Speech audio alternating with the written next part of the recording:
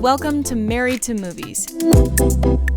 Industry insiders John Russell and Tracy Kring live and work happily in cinematrimony. They're sharing behind-the-scenes adventures of writing, producing, and appreciating films. Good morning, babe. Morning, babe. How you doing? Doing great. We have a gigantic omelet sitting in front of us. Well, we have some bean sprouts in there. Yes. Some trash salad. Trash salad, bean sprouts, onions, tomato, pico on the side. We got it going on. I love like raw veggies, like juicy veggies or juicy fruit in the morning. Mm-hmm. It's just so hydrating after like the night. Uh-huh. Really, while you sleep, you don't drink anything. Like, for a whole 6 or 8 hours, you're not drinking or eating anything, which is kind of weird through the day. That's an interesting thought. You were on a bunch of phone calls yesterday. I was. Yeah. One was a support group, and the other was I'm part of a book club who is reading The Artist's Way. Mm-hmm. It's a 12-week commitment, kind of work through reclaiming and unblocking your creativity. I went into this and I didn't necessarily think that I had creative blocks. Mm-hmm. Are you discovering that you did have creative blocks? Well, often people who, instead of being creative themselves, they're like, scared to, or don't think they deserve to, or whatever their reasons for not being creative are, they will attach themselves to someone who is creative. I was married before you. Sorry about that. That's okay, babe. What I have found through this process is that that person was a crazy maker. They were very creative, unashamedly creative. They started a band in high school. They were always into movies. Mm-hmm. We moved to Nashville in order for them to go to film school. And then I ended up getting really involved and interested, helping with the films that were projects they had to make. Eventually, I guess I was feeding off of the creativity for a while, and then I decided that I wanted to be creative, and at the point where I wanted to be creative, I was met with, well, I'm the filmmaker. This is my thing. Yeah, pissing around their space to establish some form of territory. Well, look, if you were in like a village, okay, if this were like the 1500s all of a sudden, right? Like, wouldn't you want more than one person to know how to like shoe a horse? Mm-hmm. Because when that guy gets kicked in the head and dies, nobody knows how to do it anymore. Like, it's just stupid. I attracted myself to a crazy maker,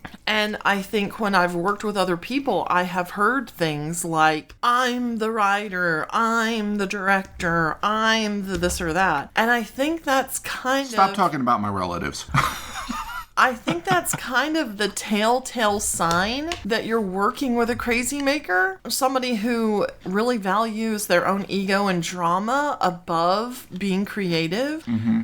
And so if you're going to be creative, and you have to absolutely get away from them, run for the hills from them. I think one of the greatest scriptures is when Jesus says, greater things shall you do because I go to the Father in heaven. He was not a crazy maker. No, he understood that he was building something, and he's not going to be able to control necessarily what he built. This creation is going to go on. It's going to move on without him, and it's okay. Just in general, anyone in your life who thinks that they understand how to live your life better than you do, okay? Who gives you a bunch of information and gives you a bunch of rules and gives you a bunch of, well, this is the way I would do it, without you asking them to do it. Be very, very careful of that. There's a wonderful moment whenever a father teaches their child how to drive, because they understand that child is going to drive. That father is not going to be driving them forever.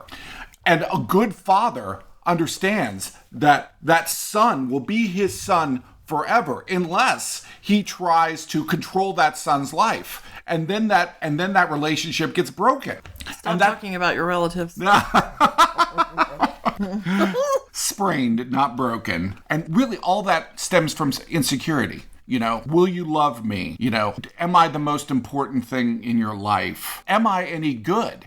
All of that comes from that. There are basically these things that we tell ourselves. Writing is hard. You say something like that. Really what that is that's a defense mechanism. Yes, it's a block. It's a block. You're saying, you're trying to defend the fact that you find writing to be difficult sometimes. And also, you're trying to make it where, and I hope a whole bunch of other people don't write so that I'm the writer. That way, if they think it's hard, maybe they'll stay out of it. Everybody can write. Everybody can create. Everybody can write a great song. Everybody can write a great poem. Okay? Until you prove to me that you can't, you can. You mentioned to me last night, Kurt Vonnegut gave like this high school class who had written to him the advice to like write a 6 or 8 line poem and immediately rip it up into little pieces because they had already received the gift that it had to give. Not everything has to be creativity for monetary purposes. That's capitalism. Well, yeah, though, that's a different religious system, isn't it? Yes, it is. I will have an idea and I won't write it because I think, oh, well, if I wrote it, would I actually make it? Could I option it? Could I sell it? Could I turn it into something that I would make money from? I've changed my thinking on it now. And also, how long something has to be, because sometimes you start a screenplay and it kind of resolves itself around page 50. Right. And you're just like, oh shit, that's not a movie. Right. Because it's not a short film and it's not a feature. I have, it kind of in my mind, a screenwriting parts yard. If you were a mechanic and you worked on cars a lot, you would have like old engines, you would have a couple of old junkers that had like parts that you would use for the car you were actually working on. It's interesting you bring up a parts yard because I was watching one of those movies that just had slipped through the cracks. Like I'd seen little pieces of it, but I'd never seen the whole movie. Mad Max, the Road Warrior saga. There's Mad Max, there's the Road Warrior, there's a Thunderdome, and then there's the last one that had Fury Road. Yeah, Fury Road, which had Tom Hardy in it. And they're making another one about Furiosa. It was so interesting to watch that movie because it's incredibly low budget. Sort of like the way James Cameron did Terminator first, and it was like the first of that saga. But this movie is even more tight and low budget than that. It's an apocalyptic world, but it's not like full gone to shit yet. You see the elements of what he is going to be doing in this like crazy universe that George Miller is creating. One of the Kurt Vonnegut quotes that I really love, he says his first rule of writing is find something you care about and write that. And I could see that George Miller was really thinking about this intersection of like when society goes to hell, the way all the other institutions kind of go to hell with it too. As the biker gang is crazy about sort of debauchery and depravity, the cops are crazy about law and order. But the effect is the same. The cops could be gang members, the gang members could be cops. Wow, that's a really interesting political statement that he's making there. I really do feel like that movie was sort of like his parts. Well, it's nice to have your own parts yard. You know, and fill it with not only like your influences, things you love, things you admire, but start filling it with your own content. And just like, if you have that idea, even if it's 2 lines, even if it's just a good line of dialogue, throw it in the parts yard. Because you're going to be sitting there in front of your, screenplay one day and saying, there's just not a good line. What is a great line here? I need one of those like Milius lines here. I need the doll's eyes. I need the story, about the Indianapolis. The doll's eyes, the dead eyes. And like I love. There was a documentary about John Milius, and it's great because it's like of his friends. Anytime any of his friends really had like a monologue that had to kick ass, they would just hire Milius to write it. Absolutely, Coppola hired him. Spielberg hired him. George Lucas hired him. What an amazing, that's like the best moment in Jaws just about, is when, the Milius monologue happened. When he's telling the story about the ship that went down. Yeah. Yes. I don't think Milius is, I think he was a writer. First and foremost. Absolutely. And when he tried to do other things, he was just not as good at it. Stan Lee knew how to flesh out every single one of these characters. And the ones that aren't fleshed out as well are not as good movies. So don't worry so much about plot and don't worry so much about anything. Just start with character. I want to meet this person. I want to have a beer with this person. I want to fear this person. Character is everything. You mentioned earlier something had gotten hard. And that's something that I've been thinking about, is about what can you do that you find easy? Not like what are you good at. It's like something you think about before even what you're good at. Because how do you know you're good at it until you've been doing it for a while? It's true. But the first step to finding what you're good at is really what comes easy. If you get anxiety when you're sitting down to write, well, I would give you the advice, maybe talk it, and create a transcript from it and ease your way in there. But if something is giving you anxiety and fear and triggering you, it's not coming easy. You really have to think like, should I look for this adjacent to whatever that is? If it's like you're cooking the Christmas turkey, right, and you have to get it right, and it's causing you so much anxiety, it's crippling you, maybe just have somebody else cook the turkey. I mean, I've written songs, but songwriting does not come easily to me. And it's not that I shouldn't write songs. I mean, I know how to write and I know how to communicate and I understand the concept of it, but it's not like something that is it just flows at all. I have to like break down the dams to do that. Thanks to our sponsor, Movie Mode Merch, the graphic t-shirt store to outfit you for your next film set. Be the person wearing the t-shirt everyone asks, "Hey, where'd you get that shirt?" Cast and crew alike love these inside jokes and filmmaking-inspired designs. Check them out on Insta at Movie Mode Merch. I remember when I first started editing. This is a long time ago. I think this is like 1998 or definitely before the year 2000. Right. Which is a long time ago. I remember sitting down with a computer that I had put together just to run the specs of Adobe Premiere. Right. And opening the program and just like, man, I had no clue. I just like cracked open the book and it said like file, new project. I was from a graphics world. Right. And I knew Photoshop. So I thought this wouldn't be that difficult, but it was not that it came easy. I remember feeling like this is so involved and complicated that there's probably no way I'm ever going to figure it out. But my experience has proven that's how starting something that you don't know how to do often feels.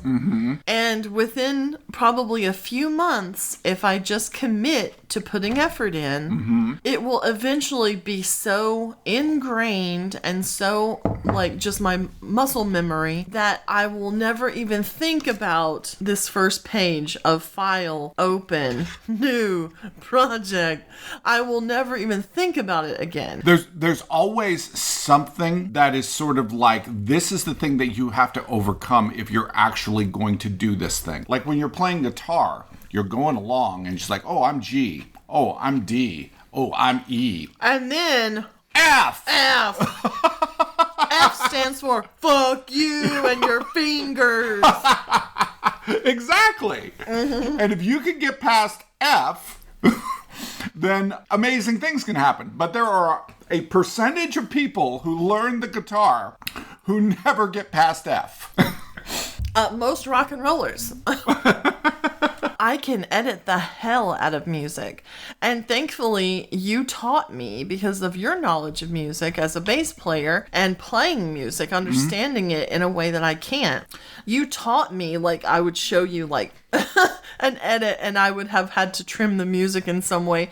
And you'd be like, oh, wait, you can't trim the music there. Like, you have to wait for this refrain to start its repeat again. Or you have to land on the beat. Yeah, you have to make sure that you're matching it up so the beat still hits in time. Right. And I would just be like, what? I mean, like, you were very patient. You stood right next to me and really walked me through the whole thing and taught me that. And now, I mean, like, I've scored whole movies with only found music. Yeah, you're a motherfucker when it comes to the editing the music. You kill it. Yeah. I've been very lucky too. I've been lucky that technical things come easy for me. Because there's some things that just don't come easy for me at all.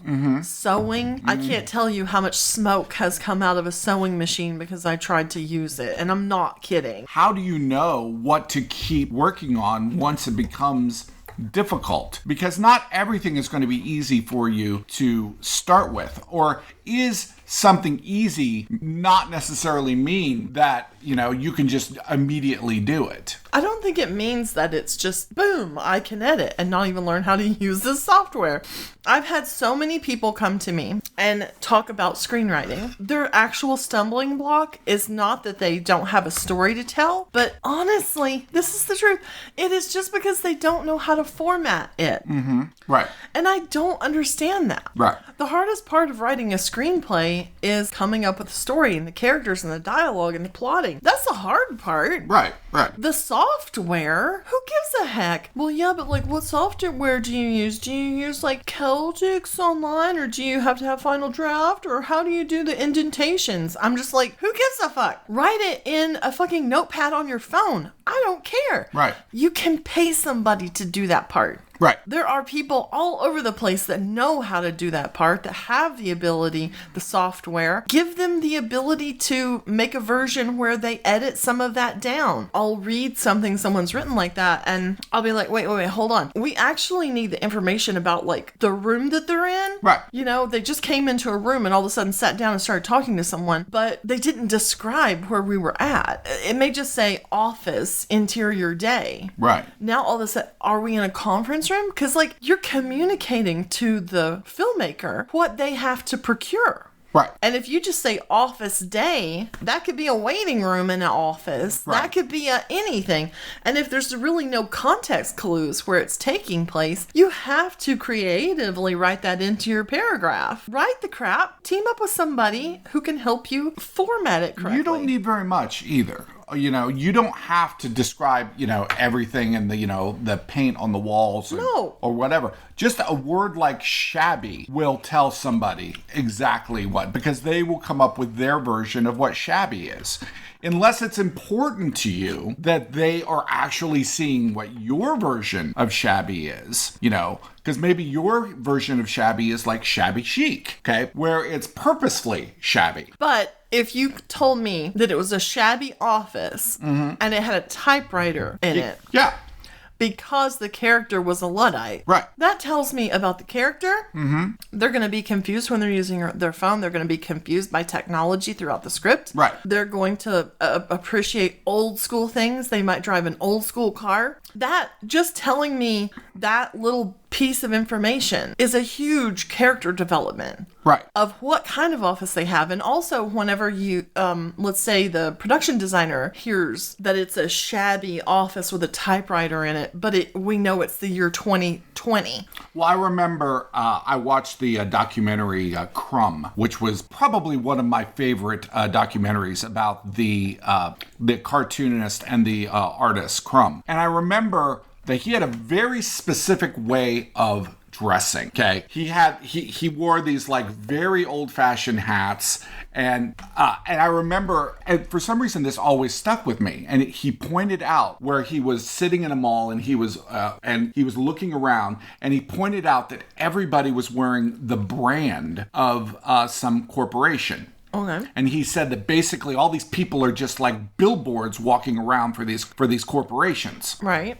And he purposefully almost had an Amish style of dressing because he didn't want to have any brands. He didn't want to have any designs on what he wore. I have to admit that because of that documentary. Really? It was because of that documentary? Because when he said that, it was exactly how I felt. And I have never worn anything above a print, like a flower or something, in my life since. I'm never going to wear a shirt with Abercrombie on it. That's not important to me. Right. Like brands and stuff like that. No. I remember you remember when, God, in the late 80s and 90s, these Coca-Cola shirts with these huge Coca-Cola logos on the front absolutely. were popular? Yeah.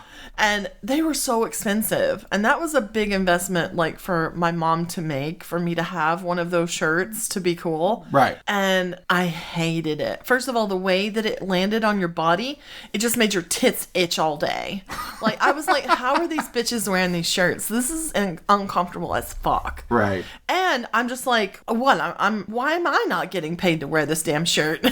I mean, that was the thing about the 80s, growing up in the 80s, is that everybody had to wear a specific brand. And if you didn't wear that brand, you were bullied. Oh, yeah. You could get beat up in your school for not having jeans that were expensive enough. You would definitely get called words we don't use in school anymore. Absolutely. Because you had brought up Vonnegut, and I read that letter, and I suggest, like, anytime that we do bring things up, like, fact check our ass. Sure. Like, look it up. Kurt Vonnegut, what a brilliant and spiritual mind, even though he would probably have called himself an atheist. Well, something I found really interesting, and I want to take into my screenwriting and also filmmaking my brain, was there's like these eight pieces of advice he gives. Oh, man. And number 5 is start as close to the end as possible. That's fascinating to me, because so many times the inciting incident is happening, like, you know, later in the script, and I kind of love it when the inciting incident happens like immediately in the first act of a film, you know, and then they're just trying to figure out how to deal with what has happened the whole time. It's much more entertaining to me than, like... So what is he saying there? Is he saying that when you start with your idea, start with the end? Or is he saying no, start your story at the... Basically, like, there's been a whole world of story that has happened up to this point. In last night in Mad Max, there's been a whole bunch of shit that has happened that has gotten us up to this point in the movie. We don't even know, nor do we care. We don't know why society has turned chaotic and what has happened. And it doesn't matter. Right. It doesn't make any difference. This is where we're at now. And I love that feeling of just being dumped in a story. The Lord of the Rings basically starts with basically 2 other stories that have already happened. And then we're at the end of the story. It's really interesting now, the way people are like, oh, well, we want to do a prequel. We want to explain everything. We want to go all the way. So we're going to go back to the Rings of Power, like when the rings were created. And it's missing something, isn't it? Because it's missing that sense of finality. Urgency. Yeah, but also, tension and mystery. Because you know exactly where it's going. Yeah, you do. Although I do love Rings of Power. Well, just because I want to live in that world. You do? Well, no, not really live in that world. I just want to. Oh, you want to I want to be visit entertained by that world. Yes. Okay, because I was like, no. Are you a LARPer? No. Are you telling me you're LARPing? No. We do live right next door to the biggest Renaissance festival in all of the United States. Fine. I have 5 pairs of tights in my closet. I admit it. I've come out, folks. No. Anyway, I thought that was interesting, and also one other thing, and I find myself doing this. I'm really glad to hear a confirmation from someone like Vonnegut. Number 7 is write to please just one person. Is that person yourself? No. I mean, he says if you open a window and make love to the world, so to speak, your story will get pneumonia. Oh, wow. Man, that's brilliant. But I often find myself... like trying to think about the broad audience. No, trying to think about the one person who I think is the audience member. Right. And would that person enjoy this or follow this or, you know, understand where I'm going? And really, I do tend to just write for one person, and it's not myself. Well, I think about it as, is this something that I'm going to enjoy? And if I'm going to enjoy it, there are enough of me out there that it will find an audience. The thing about my taste is I would not want to try to write to appeal to me. I would not. And honestly, some of my movies don't appeal to me because I'm not the audience of them. I'm not writing them or making them to be my entertainment. I'm writing them for a totally other audience. Interesting. And like, there's several of my films and I love them for the fact that I was able to do them or certain elements of them, but they're just not the kind of movie I would watch. Mm-hmm. And that's fine. Right. I think I'm fine with that. Some people think that's really weird. It's like I have to be, no, I'm writing this for those people. Right. For that person. Right. That means something to a totally other person. Right. That's a very interesting idea, though. If you open the window to make love to the world, your story will get pneumonia. That's brilliantly said. I mean, that's writing, folks. Right there, that I have a visual description of storytelling right there, and Kurt Vonnegut just gave it to me. Yeah. He actually has a whole book that you can read on creative writing or stylistic, creative writing.